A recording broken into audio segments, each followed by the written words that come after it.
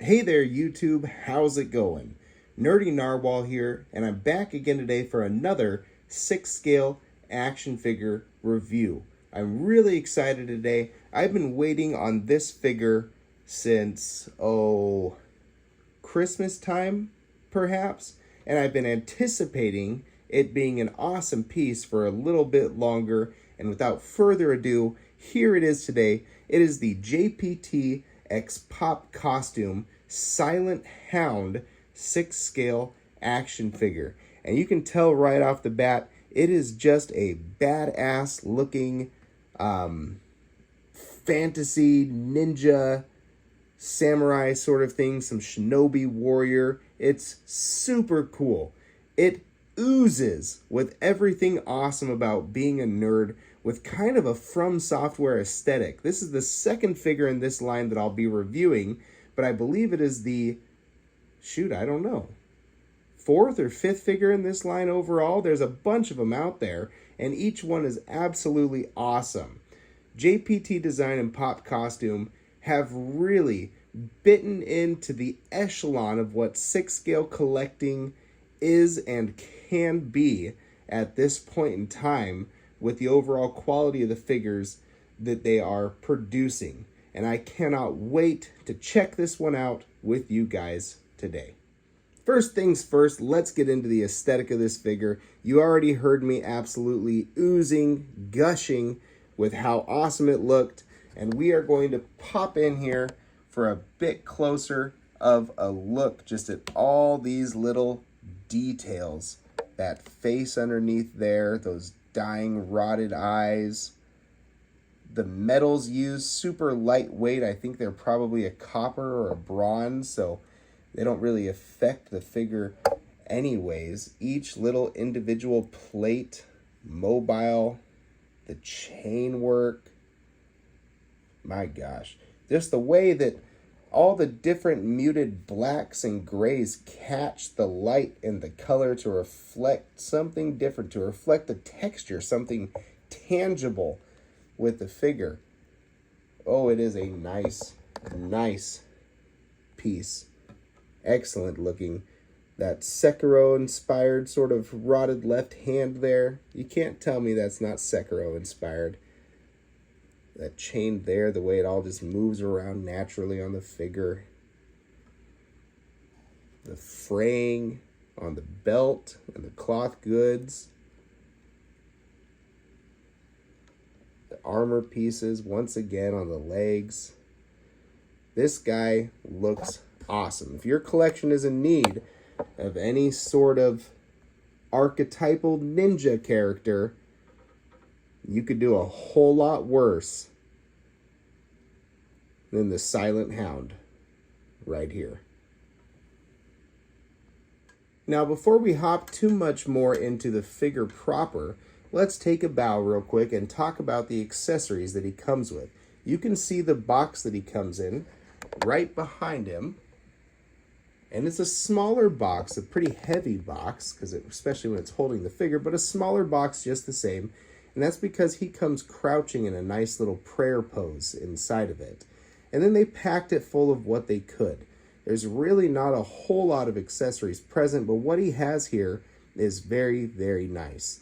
Full disclaimer, I thought all of the figures shipping in this wave were going to automatically come with those cool little Wolverine claw things that were solicited.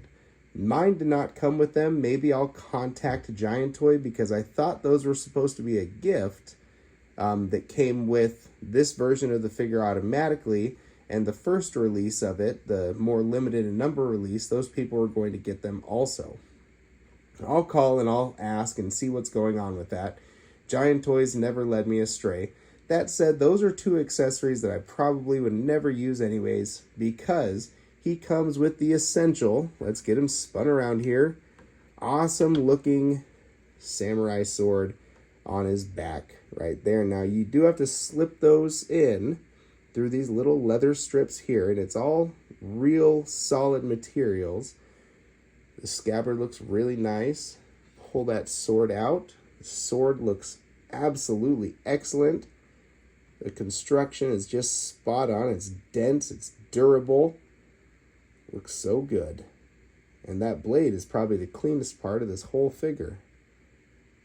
And I'm going to have him displayed with that, oh, darn it, more often than not. It's hard to get him in a good 1 foot balancing pose on that metal display base, because it is just a magnet holding him on there. There we go. That's what he's going to be using mostly in my collection. But you do get plenty of other stuff here too, if you don't want to use that. First of all, you do get this cool little scythe thing connected by that chain. And this is also metal, at least the blade is. The handle feels more like plastic. Connected by this chain and that weight right there. I remember I was reading Vagabond not too long ago, and there was a character in there that used a weapon like this that presented a pretty big issue for Miyamoto Musashi to overcome. It's a pretty cool, quintessential kind of fantasy Japanese weapon to have thrown in there. It's sweet. It's a cool little shinobi weapon. So, cool that he comes with that. I have him displayed with that oftentimes. He's going to come with his Silent Hound mask. That's just a neat, creepy little thing. I usually have that hung up on his waist there. However, you can. It's got these 2 adjustable straps. Let's see if we can't put that on the figure real quick here. Adjust it out to make it nice and loose. Pop it over the head like so. There we go. And it's not on there very well, but you can see aesthetically, it does add a lot of just sort of creep factor to that ninja there. Pretty cool little thing. And finally, in terms of fun little pokey things, he has this little grapnel hook, which comes just wound up like this, and you can hang that on his waist. As you can see by how taut it's hanging, that is also real metal, and it can support his weight. So if you hook this onto the top of your refrigerator or something, you can have your Silent Hound sneaking around through the night. As far as extra hands go, he does not come with any except for this one right relaxed hand. That is it. Relaxed hand there. He comes with that gripping hand in the box. I'm never going to switch the hands on this guy because that's the hand that I need. And the reason you get so few, and only for that one hand, if you can count it as an accessory, let's get him stood up, is because his left hand is that awesome skeletal sort of hand there. Now, it's not anything more than just a hand sculpt. It doesn't go any further up into the arm. Let's see if we can't get a bit better of a focus on it. There we go. But this thing is all posable. And it's not posable how I thought it would be. It's actually, you can see it's got some joints in there. Come on, get to focus. Oh, and then the camera hops over. There we go.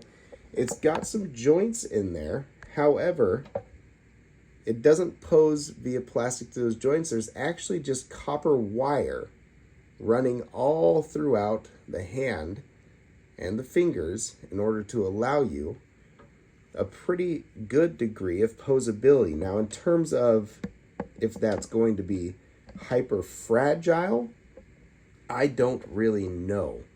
And it does make me a little bit nervous only because it's not something I've ever really seen used before. I imagine if you just go crazy cranking on that thin little piece of metal in there that's allowing you to pose it, it could snap or break.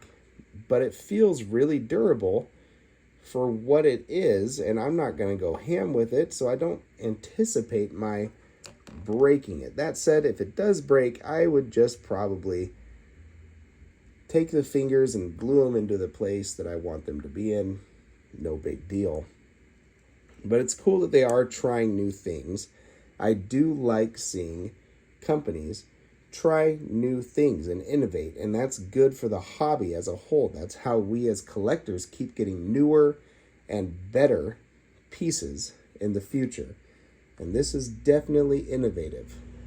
Pretty slick there. I guess I also am not sure if you'd count them as accessories, but he has these little throwing knives up here that can come out. But they look good right there. They're more for aesthetic value than anything, I think. I'll consider them a part of the outfit. So he doesn't come with a whole lot, but everything he does come with is great. So now let's go into articulation on this figure.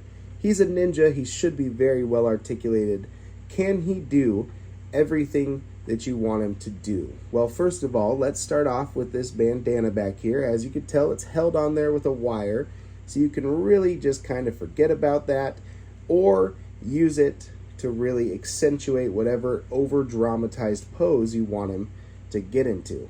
Let's go into posing. That head sculpt can look up from the body a decent enough amount. He's not going to crane his head too much. He can look down a very good amount. And the armor that he's wearing is not going to hinder that torso too much. So he's got some ab crunch in there, and it works pretty gosh darn well. Likewise with the arms will go out into a nice T pose. All the joints are really tight. They're not using, it's Pop Toys. PopCostume is Pop Toys. But they're not using a Coup model body. I'm not sure if the body is proprietary by Pop Toys or if it's Jptdesign's body.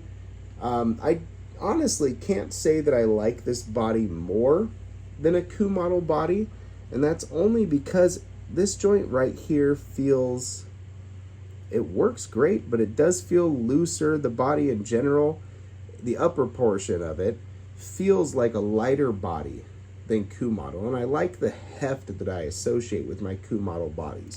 But I can't complain with how well it's working so far. So the body works out pretty good, and as you can see, it's pretty articulated. Shoulders will T-pose. The double jointed elbow is also relatively unhindered, and it is a standard 6-scale wrist joint, but you will have to finagle around the armor to get it to do everything that you want it to do. The hinge and the swivel.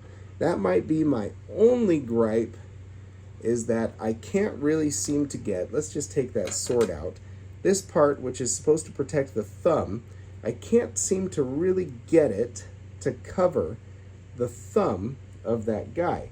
It really just sort of sits there over the rest of the hand, which that's fine. There's no strap underneath it like some samurai figures that I've gotten that allow me to attach that to the thumb, but it works out well enough. Now over here we have already talked about the articulation of this hand. You'd be able to get it into a full-on fist, splayed open, a nice little gripping hand, what have you. You're not going to have trouble with that. Let's get into the legs. The Silent Hound can kick up about 90 degrees far. There's a good, see the legs here, in contrast to the arms, feel super dense, super nice, super tight, but smooth to pose. Legs feel really good on this body. Good double jointed knee right there. Kick back out, and you get a little bit of swivel and hinge with that ball joint in there. It's mobile for sure, and you'll be able to do what you need to do. That is a nice metal covering also over these felt bottomed magnetic feet, and he can sidekick out as far as you need him to also.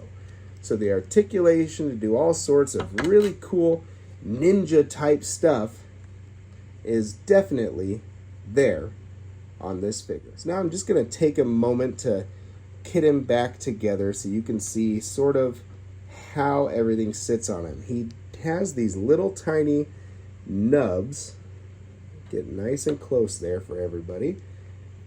There we go. Those nice tiny little nubs right there that you can use to put some of his accessories on. So get one of the loops for his grapnel, and you tighten that back up, but that'll sit right there.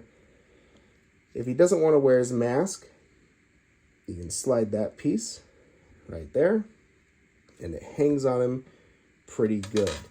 For this thing, I suppose you could wrap it around his torso a couple of times and just let it hang.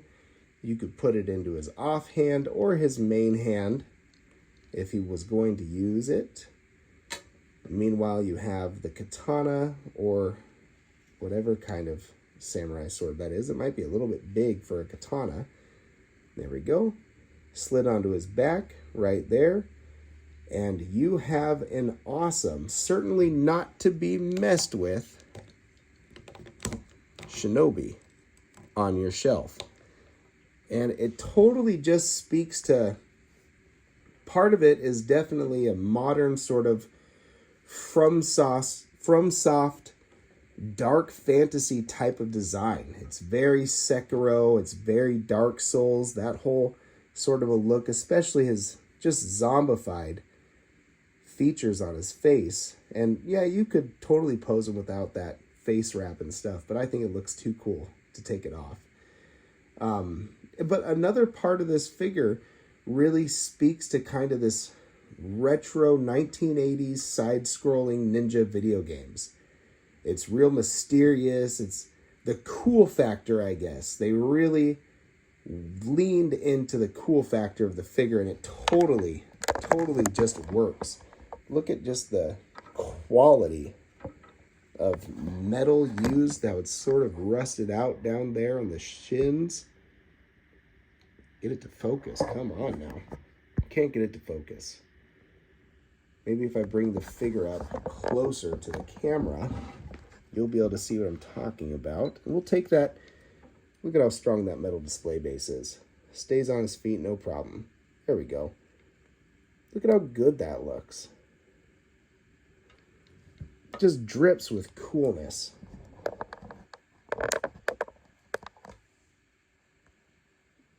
All right, let's go a little hog wild with our last pose here. Standing up on one leg, no problem with his sword drawn. What else is there to say? This is a really cool figure. If you've been on the fence about getting into this line, everybody who I've talked to who's purchased a piece from it absolutely loves it, and sort of echoes the same sentiment that there's not anything on the market right now that is much nicer than what Jptdesign and PopCostume are doing at 6 scale. You can go deep into high-end custom and get something wonderful, but really, this is the echelon of mass-produced quality. Now, a couple of notes. I'm not entirely adverse to my Chinese factory smells when I get a figure. I've had 3A brand new from the factory, and the chemicals they used were something else. But this guy here set a new bar for how smelly a figure could be when you got it. When I first opened it up, the odor from that factory was foul. So keep that in mind. You might want to let him air out for a bit before you put him on your shelves. I had him in a display case, and the next time I opened up that display case, the first thing I smelled was the factory scent coming off of this guy. I'm not sure if it's the glue they use or what, but it was something to behold. Maybe yours would be like that. Maybe it won't be quite as bad. I'm not sure. But do have some odor neutralizers ready if that sort of a thing bothers you. I think it's really just part of the hobby. It comes with collecting. Another thing of note is, let's talk about the price. I got this guy off of Giant Toy, as I mentioned before, and total price I think was around $360. Not cheap by any means. However, I've seen this guy selling on other sites for up to $400, $450, right around in there. And aftermarkets are always just going to be far more egregious for these high-end and limited run PopCostume Jptdesign figures. So your best bet would be, if you're interested in this one or another one, to pre-order them from a good website like Giant Toy. I can't suggest them enough. Not sponsored.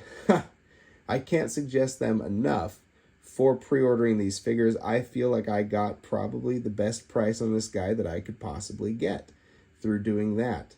1/6 kit, I think, is another good one, but they also charge shipping, I believe. I just went with Giant Toy. You can also pick this guy up on eBay, and you might get it a little bit quicker. I'm not sure if any orders are still open or if he's sold out. If you pick it up on eBay, be prepared to spend, obviously, a little bit more, but you should still be able to have him for right around that $400 price range. And you aren't going to regret it. I know it's a bit more expensive of a 6-scale figure. It's more expensive than your standard Sideshow or Hot Toys, but those companies are hot on the heels of this kind of price point for licensed characters, but their quality is not quite up to this level yet. And I'll die on that hill. Hot Toys is not doing what JPT-Design is doing yet. Hopefully figures like this can continue to elevate the entire hobby, and we will get more and more high-end pieces like this one. Now that is going to wrap things up today. If I've missed anything or you have any further questions about this piece, I want to help you make an educated buying decision. So feel free to ask me in the comments. I can always make a YouTube short to answer it. If I can't just answer it in the comment section, or maybe someone else will come along and have a better answer for you than I do. But I can't stop gushing about the overall fit, feel, and quality of this piece. I'm happy it's on my shelves. It's on my more fantasy-oriented sort of shelves right now. He's next to some Dark Souls figures. He's next to a couple of Elden Ring figures. It's a great looking piece. And that's all I've got for you today, guys. So thanks for tuning in. Stay happy, stay healthy, and keep on collecting. Nerdy Narwhal out.